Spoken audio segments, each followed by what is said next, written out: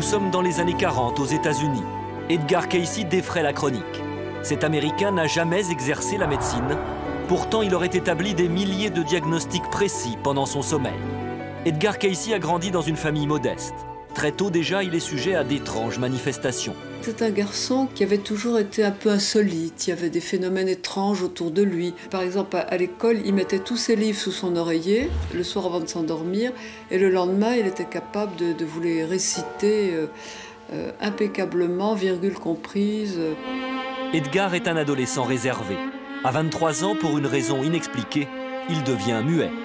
À l'époque, on recourt fréquemment aux médecines parallèles. Edgar est hypnotisé en présence de ses médecins. Pendant la séance, il indique à haute voix la cause de son mutisme et prescrit le remède lui permettant de retrouver la voix. Edgar Cayce a ouvert les yeux et a dit « Vous avez dit, vous m'avez posé une question, comment ça va ?» Ah bon, il avait retrouvé sa voix. La nouvelle se répand comme une traînée de poudre. Très vite, son entourage lui demande son aide pour guérir les autres. Mais Edgar ne voit pas ça d'un très bon œil. C'est que Cayce n'était pas content du tout. Il a dit, mais moi, je veux pas me transformer en phénomène de foire, je veux pas de ça. Puis il savait très bien que c'était l'exercice illégal de la médecine, qui aux États-Unis était puni de prison. Sa famille parvient pourtant à le convaincre.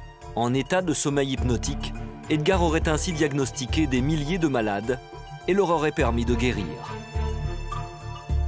Tout le village est accouru en amenant tous les malades. Et alors de plus en plus des gens qui étaient abandonnés par la médecine. Et des gens qui étaient, alors ça c'est nouveau, envoyés par leurs médecins. La notoriété de Cayce grandit de jour en jour.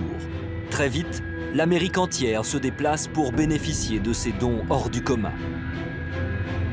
La chose tout de même qui est extraordinaire, c'est que c'était un homme qui ne savait pas ce qu'il disait.